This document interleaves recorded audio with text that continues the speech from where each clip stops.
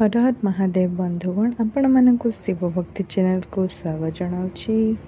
जदि आपण पूर्वर मनोकामना करिसेंती पूर्ण होई नहीं बा आपण मनोकामना करने को चाहते तेबे यही छोटिया उपायटी निश्चय करंतु। आपण माने ही उपायटी जेकोसी मासर चतुर्दशी रे करिपारिबे। एही उपाय करबा पई आपण 3टी दीप नेबे। प्रथमे बेलपत्र गछ मूल गोटे दीप लगईदेवे। द्वितीय दीपटी आपण शिव मंदिर रे लगईदेवे।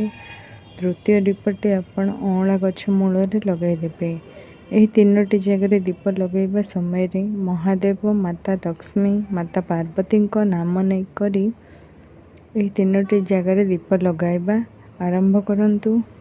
आपण जेकोसी मनोकामना करेंगे ताहा पूर्ण हो जिवो।